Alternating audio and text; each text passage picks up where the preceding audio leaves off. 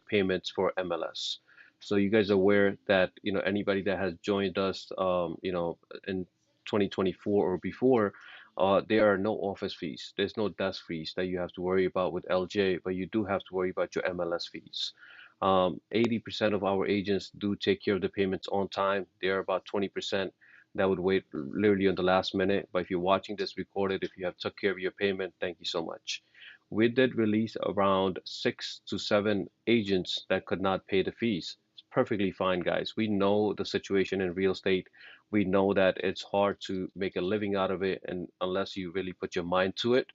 But if you're not able to pay the fees, we do have to release your license. But at the same time, if you're active, we want you to stick with us for a long, long time. Okay. All right. So let's. Hey, good morning, Sclaren. All right, guys. Let's get started. So the interest rates are definitely in our favors, right? They are coming down the way we want it, and hopefully they keep coming down in the next meetings. So according to Freddie Mac, the interest rates for 30-year fixed, they are hovering around 6.08, and you can see the 52-week range there. 6.08 is definitely on the lowest end compared to 52 weeks price range. Okay, 15-year loans. There, you'll be surprised how many people come to us and say, "Hey, give me both options. Give me for 15-year and give me for 30 years," because they can afford to purchase that property.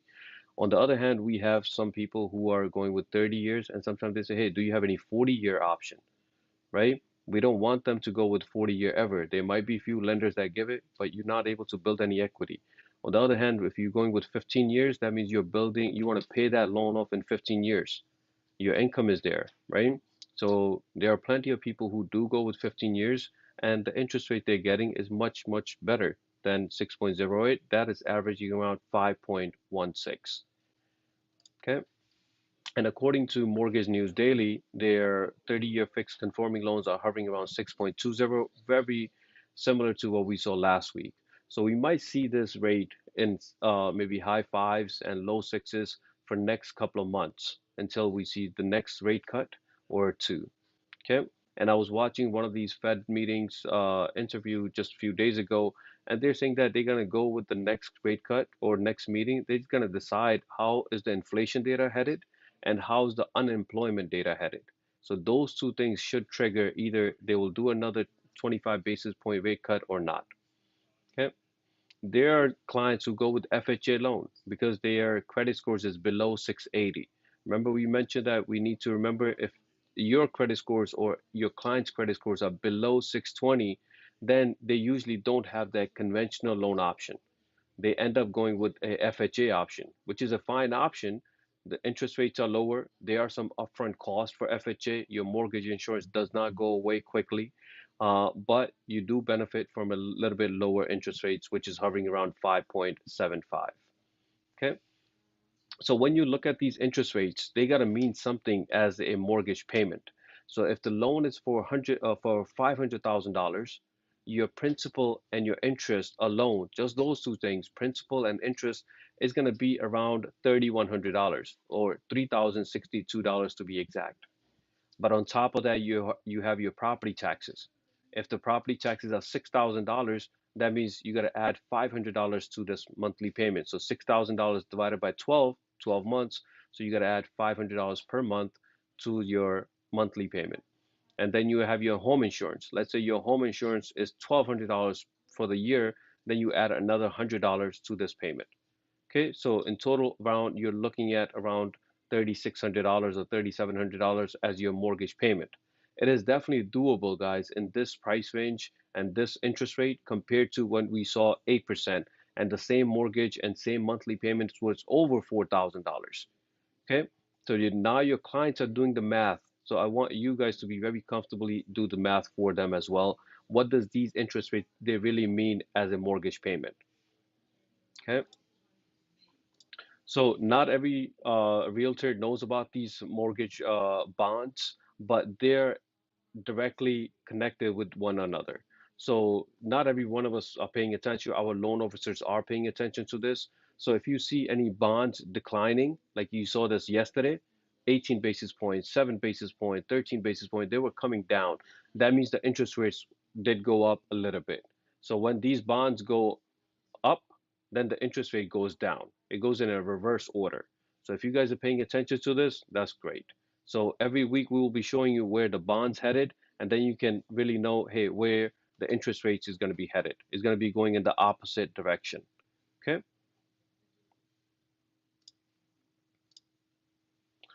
So a couple of articles that grabbed these headlines from Google News and other sources that rates fall to 2-year low. And that is a really good news. That is something that you can tell your clients, hey, have you been waiting for the interest rates to come down? Well, guess what? They already came down to 2-year low already. What else are you waiting for? Do you want them to come in maybe 5.5? But guess what? You're going to have more competition by then. This is the right time to buy as long as we can go ahead and find you the right property in the neighborhood that you want to be in, and let's make that deal so you can go ahead and start building equity from day one. Okay?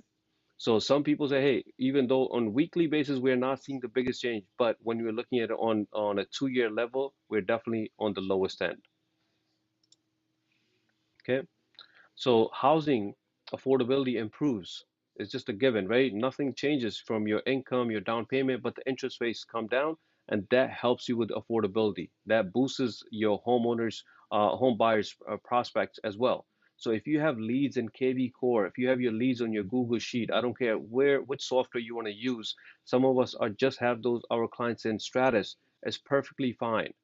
We just wanted you to guys know that those same clients might be looking to purchase a house right now, and you want to be that connector. Okay. And Fed rate cut brings fresh optimism to real estate sector as well.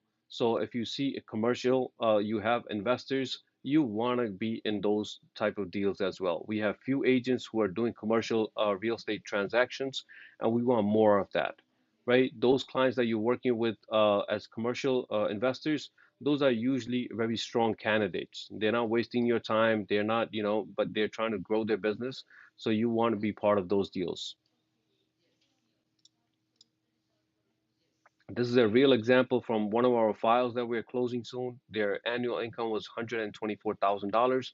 Down payment, they paid down around $103,000. And the monthly debt, look, it was only $40. We were surprised when we saw a credit pull.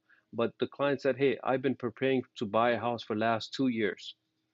Right? Same scenario. They were just waiting for the interest rates to come down. They did, and now they went under contract about a month ago, and now we're going to be closing this deal soon. Right? So you want to prepare your clients. Hey, monthly debt makes a huge difference. If you are trying to buy a house and then you end up buying a nice fancy car, that will crush your affordability when it comes to your buying the house because now you have new debt. So you want to educate your clients. Hey, you want to make sure that I'm showing you the houses right now. We're not too sure when you're going to buy it, but make sure your debt is on the lowest end. No extra expenses that is needed because you're trying to buy a huge property or a big loan amount that's going to be a huge responsibility for you. Okay, so this family could have afforded to buy up to $818,000 property. They ended up finding a property that was 750 and their monthly payment was below $5,000 and they were very comfortable with that. Okay, so people who have not done many deals this year, you're not alone. Okay, so we know that there are some agents of ours who are very professional. They're following up with their clients, but just that the clients are not ready, right? So that is because look at this overall stats that you see in U.S. homes turning over is at the lowest rate in 30 years. Just 2.5 of homes that swapped hands that actually in the first 8 months of 2024, from January until August, only 2.5. That means every out of 100 properties, only 2.5 properties actually were, being sold. They actually swapped hands, right? They actually did a transaction. Less than three of them.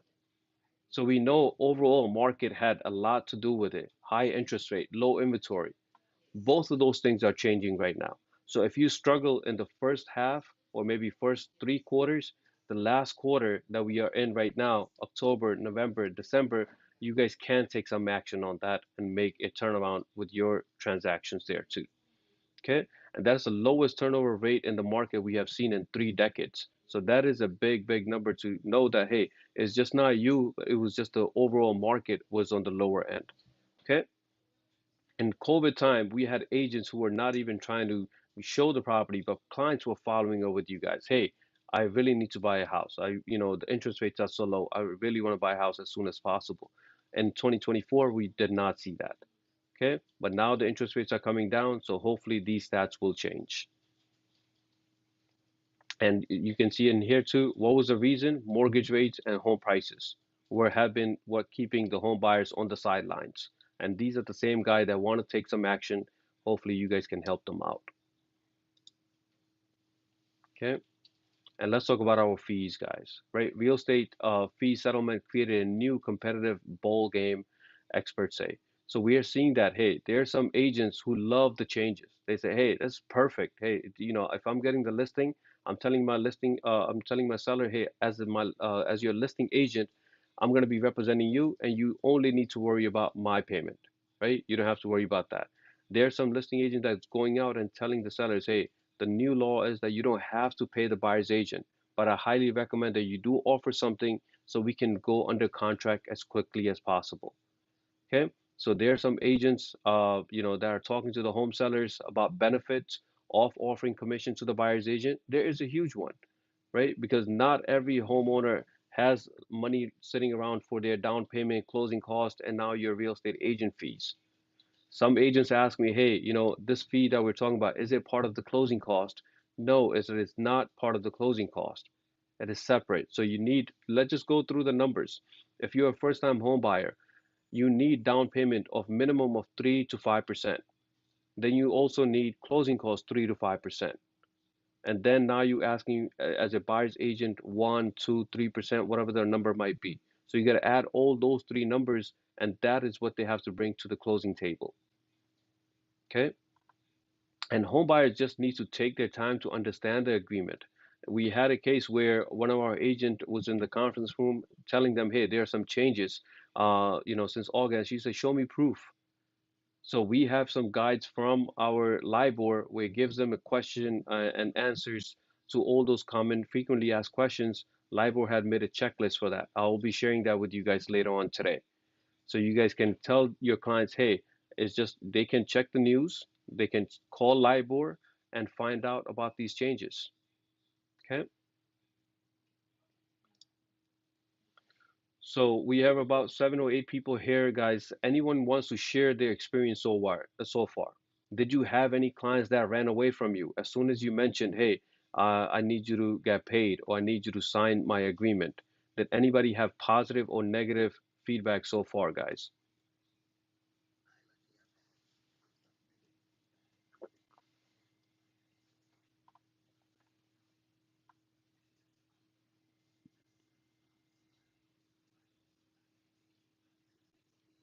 Yeah, so they just go. So they need to. So that same client, Sclaren, they might go to another agent, and when he hears the same thing, and then he's gonna say, "No, Sclaren was right.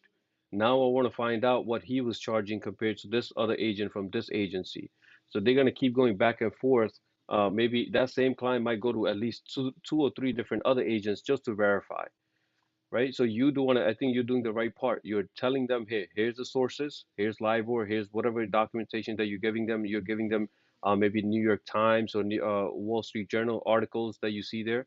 We want to be able to share all those with them. Anyone else?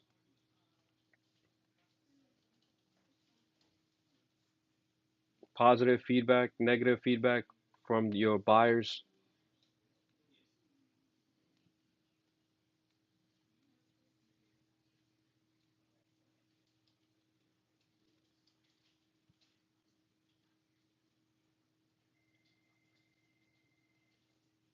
Mm.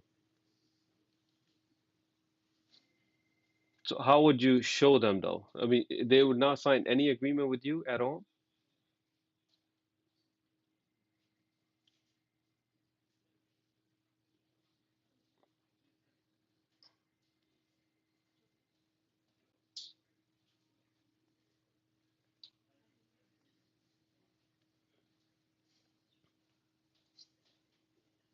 Skip that one.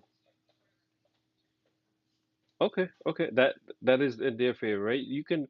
how about telling them, how about do they really want to miss out on those properties that the agent is saying no to? Maybe we can, go ahead.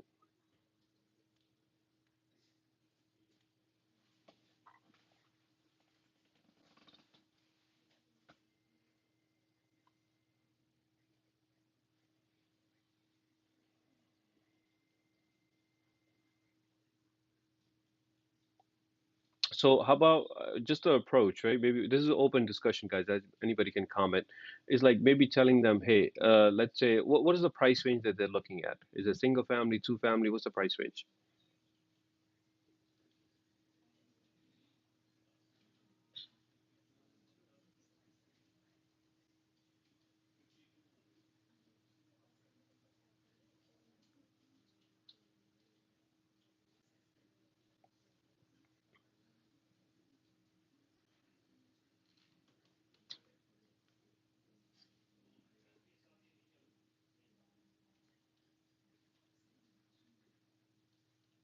Okay. So I would approach in a couple of ways. One is that I would look at the price range, 650, right? And now the property that you sold was 575. Just was that property listed on the lower end and you did the comps and it was worth more, right? It's just one of those strategies, right? So he's fine. So forget about the listing price, right? When you did your comps and let's say you wanted to put in an offer for $600,000, right? And we have $600,000 and we telling the client, hey, let's put in an offer for $600,000, assuming that they're giving us the commission, right? If they're not giving us the commission, how about we just put in an offer for 590 instead of just skipping the whole property in general and just giving it a shot? If it works at 590, great, right? That $10,000 that you owe me, we're already building it in. Instead of offering 600,000, we're going to be offering 590. Do you think that approach might work or no?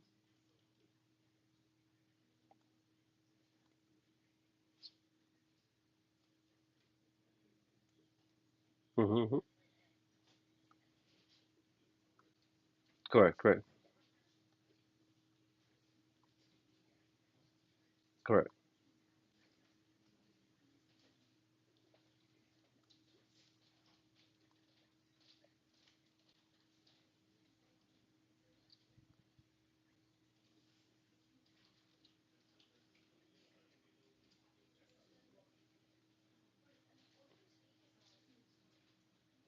correct, correct.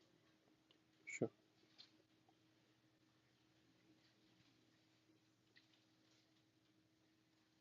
Correct. Correct. And for many, many years, right? And it was just the norm. So like, not to pay our agents and not being loyal to our agents. But I think the same client eventually, just like how Sclaren gave that example, they're going to be running around and then realize, oh my God, this person was correct. So as a realtor, so that was just one example that you have. Maybe obviously you're going to be working with many, many other any other clients, and you just want to tell them same thing. Hey, if you're not able to pay, I understand. There are people who are struggling when they see the closing cost. Hey, I was not aware of the closing cost, and I really had to squeeze all the funds just to get my closing cost. So you have to tell them, hey, it's perfectly fine that if you don't want to pay me or if you cannot pay me, I do need the agreement signed, right? And I'm gonna try my best to get the commission from that side.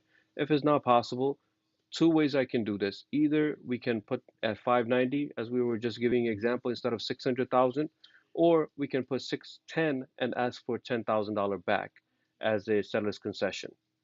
Okay, both of those terms should work. And not every client is going to be like, hey, this is perfect, let's do this. No. But as soon as maybe they don't have that idea that it was even possible to do that. So we just want to tell every client, not assuming that they know or don't know, hey, this is how it works. If you have the funds, you pay me perfectly fine. If you don't, then let's either ask for a seller's concession, put in the offer at 610, get $10,000 back. The seller ends up getting $600,000 anyways. Or let's just put $10,000 below whatever we initially wanted to put in the offer for. We wanted to put an offer for 600,000. Let's put in it for 590, right? So it's only just few ways that we can actually make this work, and you just got to talk to your client and see what they say. Anyone else wants to share?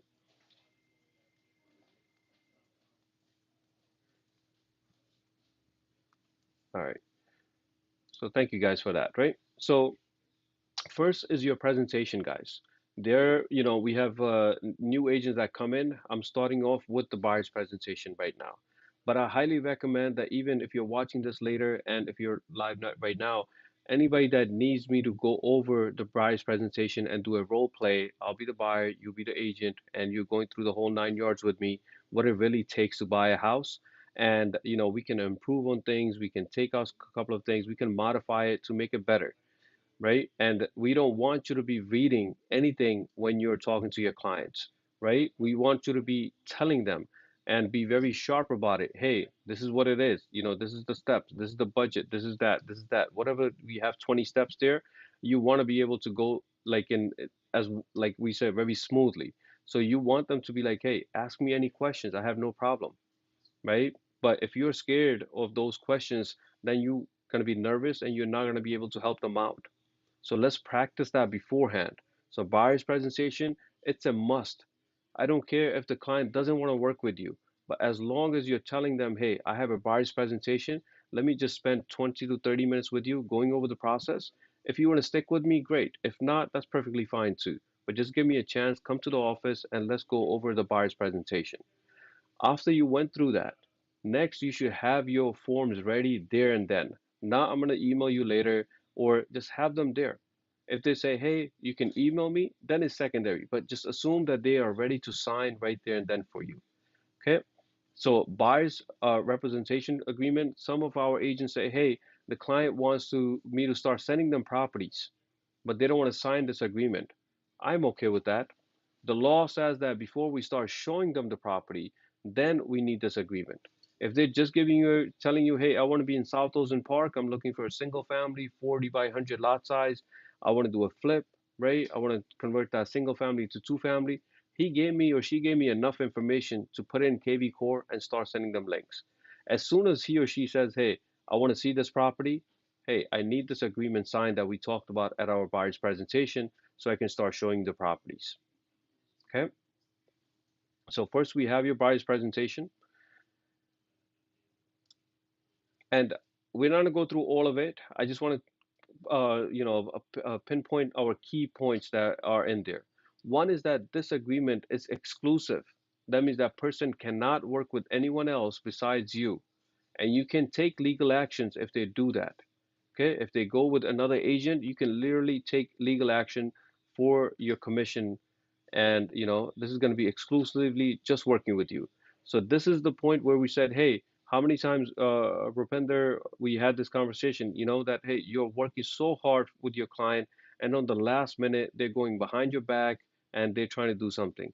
I had another case with Mahadia just a few days ago where she's a listing agent and the buyers are trying to do something where they're trying to cut her off from the listing and going directly to the seller, right? Because they have known each other for, from the previously. So the point is that if you have your agreement, you are bound to get your commission.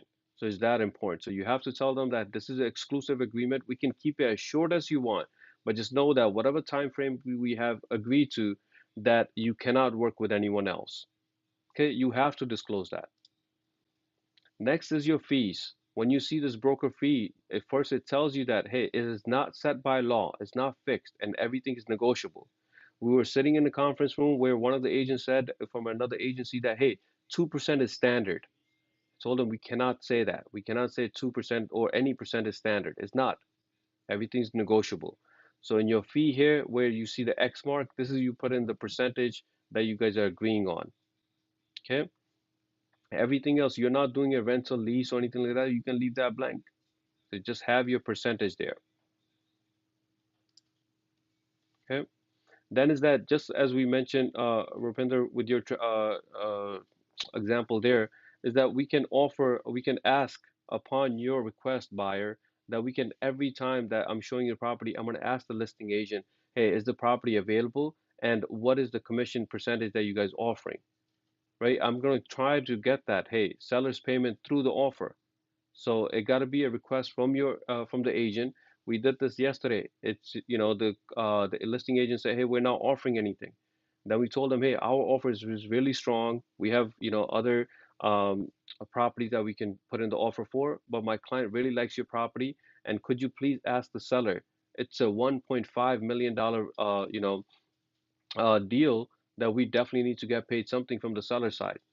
The guy took maybe a few hours, called us back and said, hey, the seller is willing to pay you guys 1%. That's $15,000, guys. So that 30-second conversation can turn into thousands of dollars in your commission. You just got to talk to it. If they tell you it's 1% and you really want 1.5, it's all negotiable too. So you got to make sure that you're comfortable talking to the listing agent. Hey, is the property available? And what is the commission percentage that you guys are offering? Okay. And this is super important where you see section D here. Let's say your agreement ends, but you show them the property today and the agreement ends today. And now you're not into that agreement, right? The buyer can directly go with the listing agent or go with another agent and you lose out on your commission. So section D here tells you if the buyer purchases the property, that the broker show them within how many days do you want. I put in 15 as an example, but it's all up to you. Do you want to put 3 days, 7 days, 2 days, whatever you agree? Okay, that means your agreement has ended, but you show them few properties the day before, 2 days before, right? When your agreement was in effect, but now it ended. Do you still, your client still should owe you that commission because you're the one who showed them the property. So make sure that you have some number in section D there. Okay. Length, we already spoke about this many, many times. So, if you're in your buyer's shoes, they're not going to go and sign a year contract with you guys, right? Some of these guys, I have seen a contract for 30 days, 35 days, 40 days, 45 days, odd numbers. Doesn't matter whatever you guys agree on. That usually is going to be on the shorter end, and you can always extend it or renew it when it expires. Okay. And now for the offer sheet, guys. Some of you guys are using LJ's offer sheet, which has been outdated for almost 3 years. Some of you guys using LIBOR's um, memo sheet, and that was updated for about a year. And now recently, this happened less than 3 or 4 weeks now. This is the new offer sheet. And I want to go through that. First of all, the name is called LIBOR Memorandum, Memo of Offer to Purchase. So this is your offer sheet. So when you see that, if you select your buyer's transaction, right, or your buyer's template in your transaction desk, you will see this there. Okay, what number is it? Let's see. So it's the fourth one on that list. Okay, so once you click on that, first, obviously, it's a disclaimer there that, hey, comps is not set by law. Once again, they keep mentioning that because these are the new laws. So for the seller side, we're leaving it blank because I have no idea what the seller's name is or the address is. I probably can find out seller's name from MLS, but it's my offer to the listing agent for that particular property. So I'm filling out everything on the buyer side. If you added your buyer to transaction desk initially, you're going to see all the information pull out on this section as well. So if you have two buyers, you can put in buyer name two there. So I'm using Randa Rahman as an example. And you can, if you have the address, great. Otherwise, you can leave it blank. Our offer is from Rhonda. If you don't have the attorney's information at this time, leave it blank. Because when we do find out our offer is accepted, then we need the attorney's information.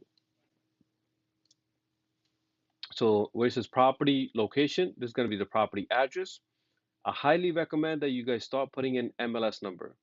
Even the new offers I'm reviewing, a lot of people leave this blank, but we want to connect this offer with that particular listing on MLS. So put in the MLS number there.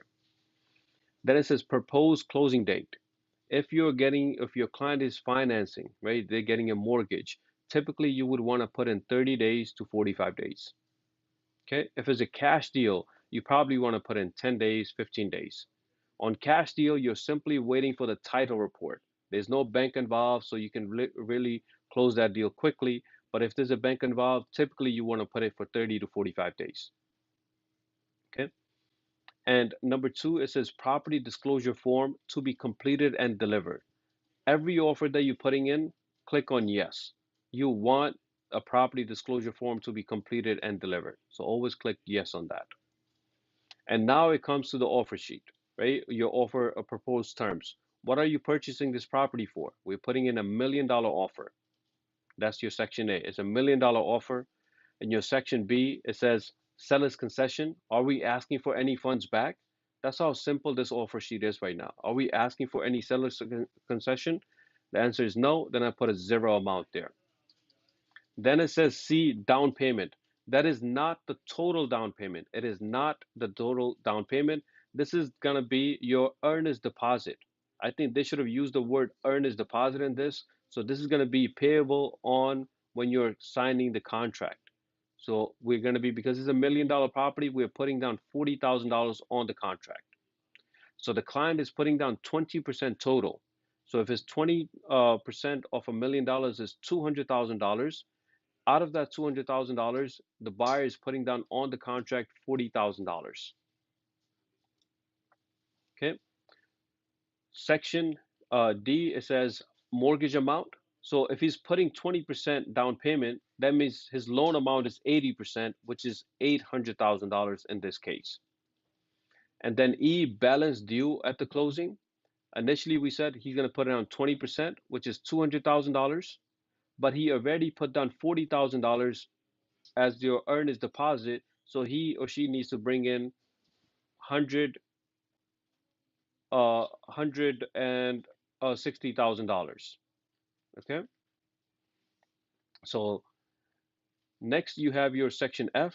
This is when you already spoke with the listing agent, and the listing agent confirmed that they're going to be offering you 1%. If they are offering you 1%, you want to mention that in the offer sheet. That hey, seller's payment to buyer's broker, if applicable, seller agrees to pay buyer's broker in the amount of 1%, 2%, whatever you guys agreed on. Okay, so let's review that real quick. We're putting in $1 million offer. Our client said they're putting in 20% down payment, which is $200,000. You don't see $200,000 anywhere here. You see the breakdown. You see $40,000 and $160,000. That makes up your $200,000, 20% down payment. Okay, we're not asking for any seller's concession.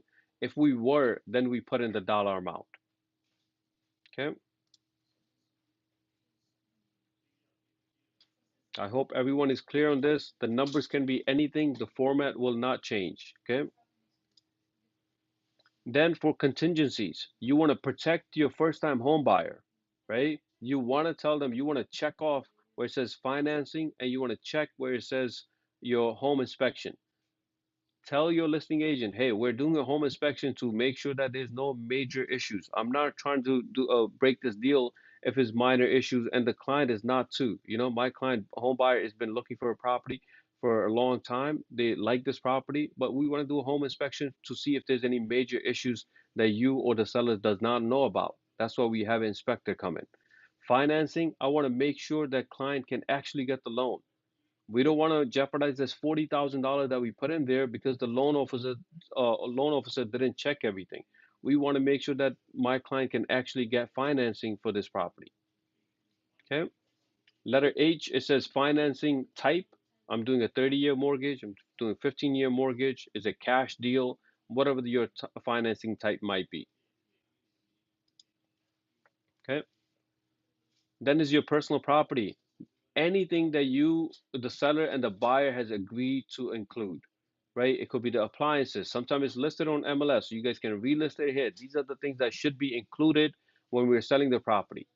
And then you want to exclude anything that's fixture there, usually should stay there. But if the seller said, hey, no, I'm taking this, I'm taking that with me, and sellers and the buyers have agreed to it, then put it in here. These are the things to exclude. Okay. So this is the offer letter. This is acknowledgement of receipt. So first your purchaser would sign. You know how we're asking the listing agent, oh, could we get a confirmation that the seller actually reviewed this offer? So the seller can sign and send it back to you guys. But the most important signature is for your purchaser, which is your buyer. Okay. So when you're emailing the listing agent, guys, always include the following. In the subject line, put in the offer, the word offer, put in the property address so they know which offer is for which property. Right next to that, if you want to mention anything for LJ, your name, buyer's name, doesn't matter. Just put in the word offer, property address, or even the offer price, right? So they clearly know which offer is this for. And then you want to attach your offer letter, you want to attach your pre-approval letter, and if it's a cash deal, you want to add proof of funds. Okay? You should always call the loan officer for that, whoever has that pre-approval from, right? If your buyer has a pre-approval from this bank, Chase Bank, TD Bank, or with LJ, you want to call us and say, hey, I'm about to put in an offer. I see this pre-approval letter, but I just want to make sure the client is still good. I don't know if the pre-approval is 3 months old, 5 months old. I just want to make sure that we're putting an offer that you're aware we're about to put in an offer for him. Is he still working? Does everything looks good on his file? Okay. So do all those little things for yourself so it makes you look more professional because when you're talking to the listing agent, you can tell them, hey, I already spoke with the loan officer recently. I know my client is really solid. This is his credit scores look like. He's really solid because he's been working with a bank or in a hospital for X amount of time, right? All the pros that you can give them beforehand. And when now that listing agent actually calls the your loan officer, they can verify all that information. Okay. And once your offer is accepted, you have to put in or fill out a deal sheet. Do not just rely on the listing agent to fill that out. If they already filled it out, great. But you, as a buyer's agent, still need to fill this out too, guys. Everything should be the same, whatever you're seeing on the seller side, right? So you're filling out much information as possible from the buyers. You're getting the information from the seller because we have an offer accepted. We should be able to get the information from the listing agent and fill that information out. Then you have your buyer's attorney. If you're using Richard, I would put all Richard's information. And then I would put in all the buyer's broker, which is going to be yourself. Always include the license numbers. Okay, always include the license numbers, guys. And on the bottom, you already agreed that, hey, you're going to get paid 1% from the buyer side. And the commission side, you want to put that 1%, including because you have an offer accepted. So you already know what is the offer price, right? Maybe it was 610, it was 675. Do the math and put in the exact amount in there as well. You initially send in the offer sheet and your pre-approval to the listing agent.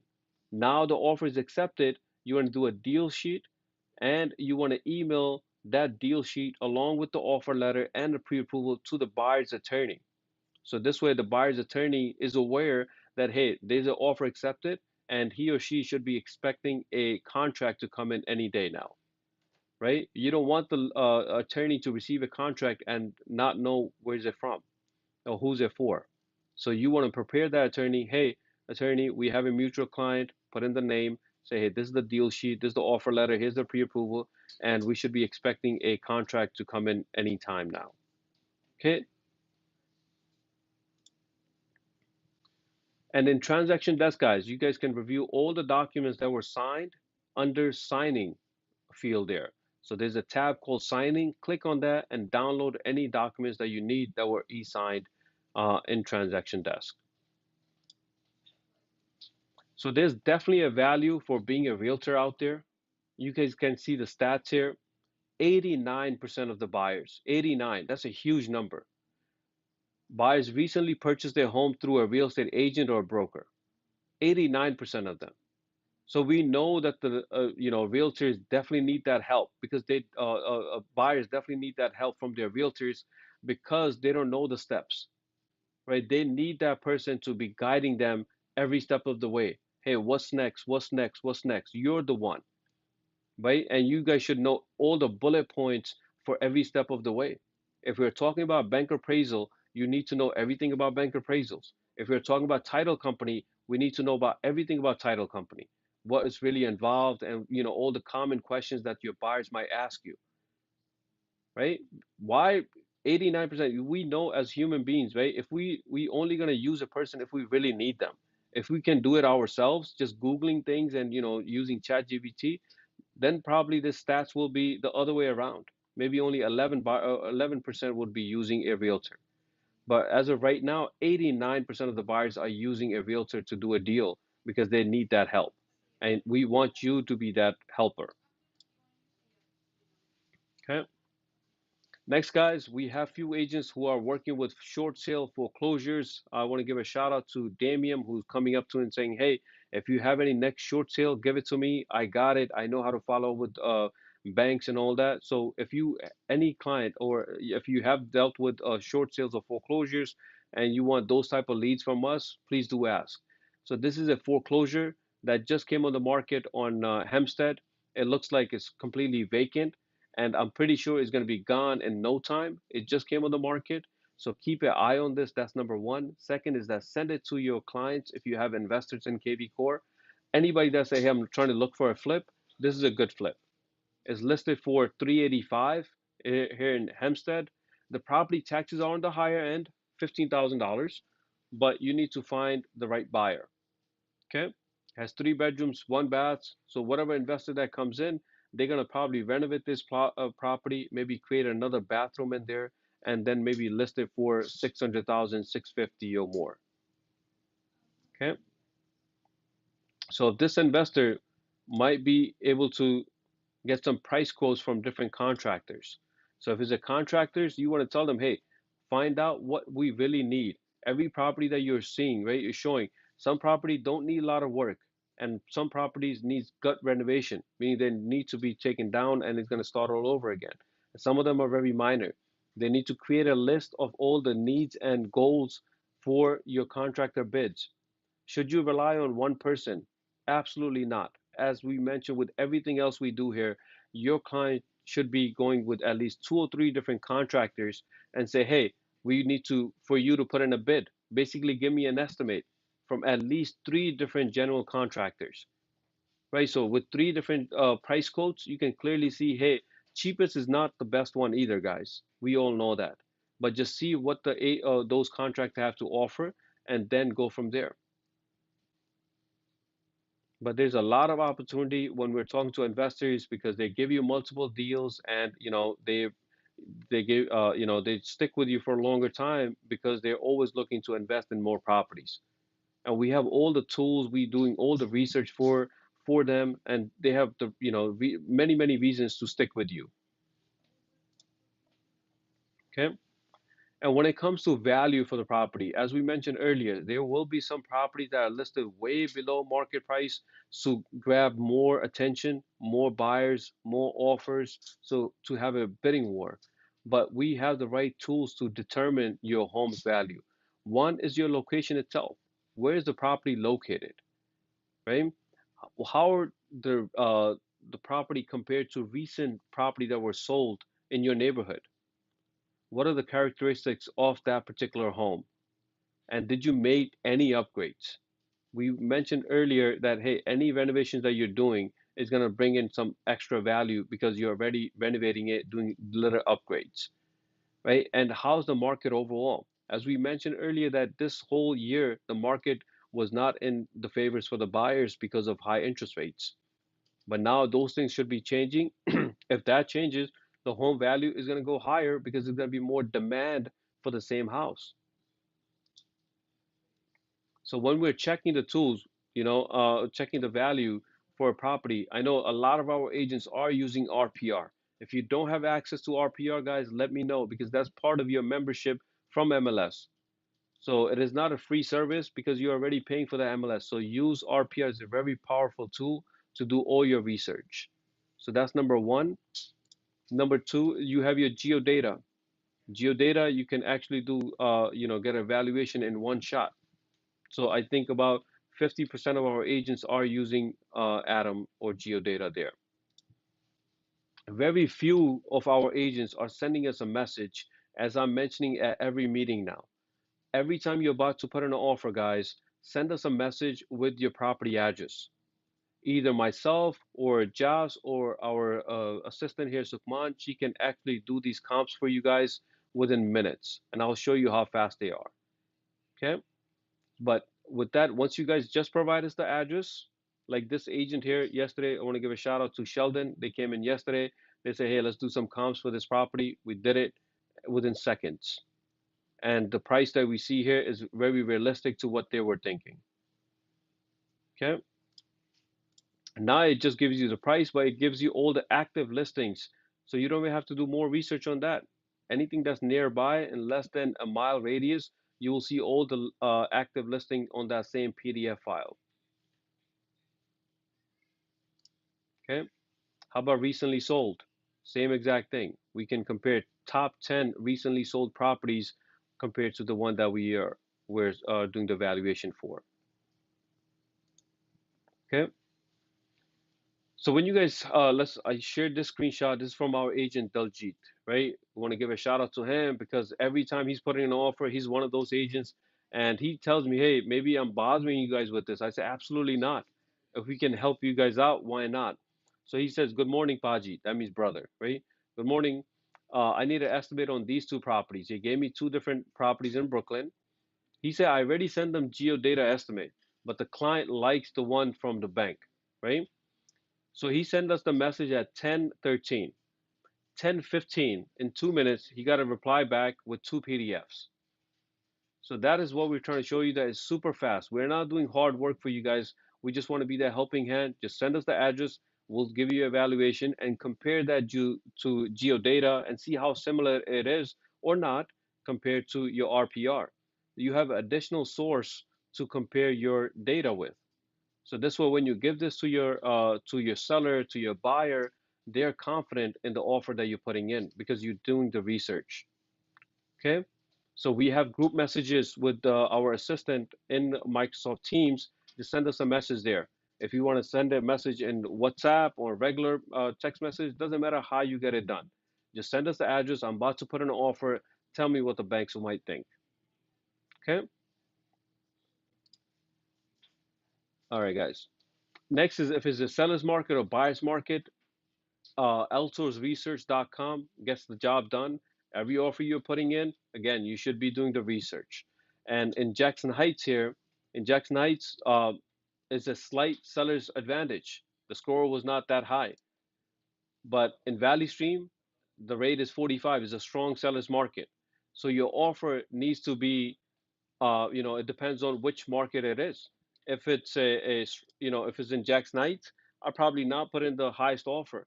But if it's in Valley Stream, I probably have to make my offer a little bit more aggressive because I know it's a strong seller's market. Okay. So Eltos is the website. We shared the URL with you guys on the bottom here. You have to go directly to that website, click on run a report, and put in the address or zip code that you want to serve. Okay. Next, guys, I want to give a shout out to our agent Raj. He closed the deal on Bayshore. A lot of hard work from him. He was going. He's residence in Elmont. Obviously he comes to Queens, and then he was driving to Bayshore, showing them property. Did not give up on this client, and actually made this deal happen. One lesson to be learned: there were two buyers. One of the buyers did not have a photo ID when they were going to the closing table, right? So how are we going to do a closing if there's no photo ID, right? The title company needs to see that. They want to make sure that, hey, the person who's signing the documents actually is the person who's on the contract, right? And we want to make sure the valid ID is such a small thing to forget, right? Some of our agents have issues with telling them, hey, the down payment amounts, right? The at the closing table, the funds that you have to bring, all the closing steps, we have to go over them before the closing. Do not wait until the last minute to tell them. Having bringing a photo ID is such a small thing to say, but we make gotta make sure that we actually say it. If they need certified checks, do not go to your bank to do a certified check on the last minute. Some of these big checks, some of them are 100,000, 200, $300,000, and the banks take their sweet time just to get it done, right? So make sure that they're going in a few hours earlier and getting everything in order before the closing. Okay. So we have a new listing here by Mr. Ansari Ali here. Listed is a co-op listed for 260. It is two bedrooms, one bath in Queens Village, guys. So please reach out to Mr. Ali if you have any clients for this. We have another one by Carl's, also in Queens Village, listed for 849. It has five bedrooms, two and a half baths, 35 by 100 lot size. I'm pretty sure it's going to be going under contract fairly quickly. If you have a client, please reach out to Carl's with that number. Okay. So our loan officers are definitely there to help you guys out, guys. We have many, many different programs for your FHA, for your conventional, for your non-QM, which includes bank statement loans. If you're a first-time home buyer, we have, special programs for you guys. If it's a small business owner, we have programs for you guys, right? So your clients have many, many options. So maybe if they're already working with another loan officer, perfectly fine. Work with them and tell them to compare whatever the rates they're getting in the terms with LJ and see what we have to offer and see how fast we can close a deal compared to other lenders out there, right? Where initially I never mentioned these things to you guys because we were just getting started. And now we have closed hundreds of loans applications already, and we have the data. If we're closing, deals and we're getting clear to close on average of 21 days, who wouldn't want to use us, right? If we are being very transparent with all our clients from day one, there's nothing hidden from us, right? Especially when it comes to loan options. We want to be very transparent with your clients and say, hey, these are the options you have, right? And let them choose. So just have them come in at least once to see what we have to offer, and then you see how fast we can close a deal. Okay. And some of you guys are hesitate to call me. Is this a good time to call Lucky, right? Should I message him? Maybe he's doing a lot of other things. Is he busy? Absolutely not, guys. Not for you guys. We have about 60 plus agents.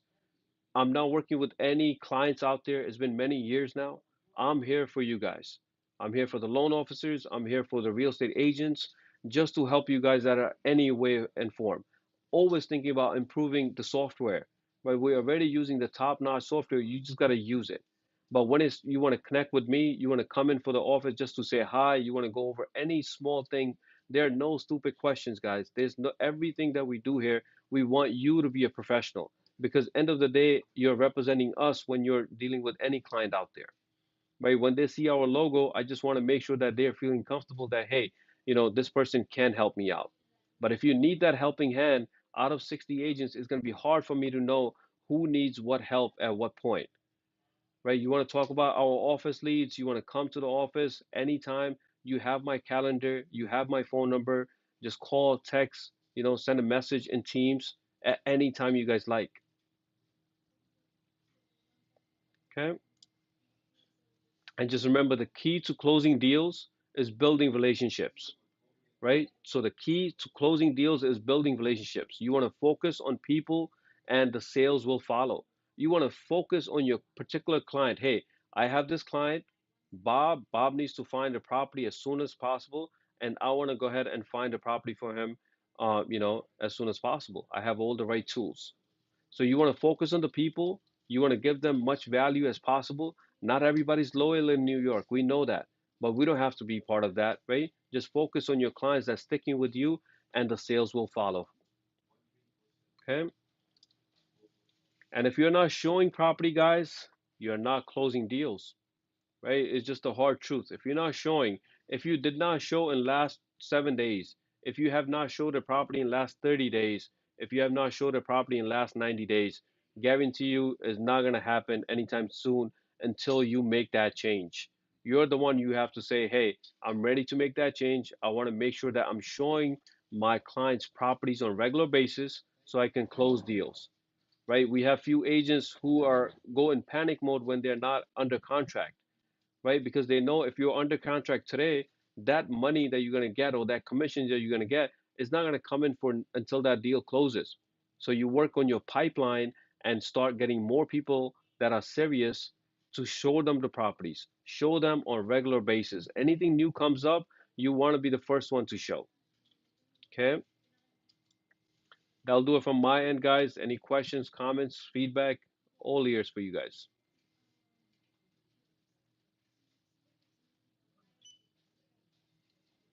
All right, guys. Thank you so much.